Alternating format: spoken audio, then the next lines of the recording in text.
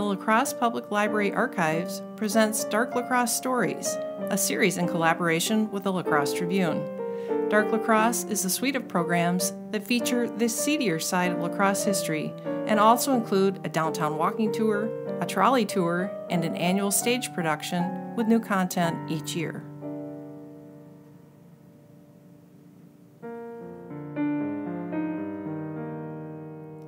My name is Liddy Nelson, and I've always dreamed of being an actress. I follow all my favorites, Mary Pickford, Carol Dempster, Blanche Sweet. I dream of being up there on the silver screen, opposite such handsome leading men as Douglas Fairbanks, Rudolph Valentino. So in 1912, when I read the advertisement in the St. Paul Dispatch that a man by the name of Dr. Robert Allen in La Crosse, Wisconsin, was looking for a lead actress for his play, I thought, this is the opportunity I've been waiting for. I was 19 years old and I was ready to make my debut. I applied by mail. I got a response asking for a photo, so I sent that off. A week later, I was contacted that my ticket was paid for and ready to be picked up at the train depot. I had done it. I was going to La Crosse, Wisconsin, and there I would make my first steps to becoming a huge star. Dr. Allen met me at the depot, and he took me to the Law Hotel for a final audition. He had me sign a contract explaining that the script and costumes had not yet arrived, but rehearsals would begin the following day. So I spent the night at the hotel, and then he brought me to the home of his friends, Dr. and Mrs. Lawn, on 10th Street the next day. Rehearsals started that night. Again, no script. Dr. Allen was to be the male lead. It immediately turned creepy. He was always hugging and touching me. I should have trusted that first instinct, but I forged ahead. After 2.5 weeks, there was still no script or costumes. He wanted me to learn a magic scene where I was trapped in a box. Trapped in a box, can you believe it?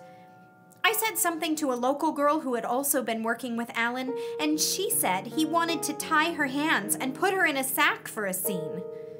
That night, Dr. Allen wanted to rehearse one of those magic scenes, and I flat out refused and told him I wanted to go home to St. Paul. He got angry and threatened to kill me. I ran from the lawn house to a nearby grocery store and pleaded with the owner to call the police. Dr. Robert Allen was arrested and charged with enticement. Liddy Nelson was happily reunited with her family in St. Paul. Her father was most relieved she was returned home before something even worse had happened to her. In custody, Dr. Allen was served divorce papers from 2 different women. Della French Allen testified she'd been married to him in a suburb of St. Louis 2 years prior. The other wife, Berdina Allen of Reedsburg, produced a certificate that the 2 had been married in a ceremony earlier that year in St. Paul. Both wives were granted annulments. Allen was sentenced to 10 years in prison. Local officials shot down a pardon request in August of 1916. 2 years later, he was released to serve in the trenches of World War I. I still dream of being a star, but I'm proceeding with much more caution. I know it won't be long before these creeps will be run out of show business for good. Although no one in the archives department can quite recall how we found this story, it's very likely one of us happened across the sensational headline while doing other research. White slavery charge brought by girl today against Dr. Allen. That is a loaded headline that would catch anyone's eye. Let's break that down a bit. White slavery, what's that? The use of girl would indicate, at least in today's language, that the female in question is underage. And then those quotation marks around doctor. Try reading that headline out loud without doing air quotes, and without adding some skepticism in your voice regarding the man's stated profession. Really, only one of those things can be cleared up satisfactorily. We know from the newspaper reports that Miss Liddy Nelson was either 19 or 20, so not underage. While girl is used informally for women over 18 now, one would think newspapers today are more concise with language, to the detriment of misleadingly sensational headlines everywhere, I suppose. As for Allen's title, Ralph Allen, using the alias of Robert, was almost certainly putting on airs when calling himself doctor, and he likely believed it helped when drawing in women such as Liddy Nelson. The newspapers hilariously continued to use those quotation marks throughout the reporting of this story, even when referring to him as, quote, Professor Allen.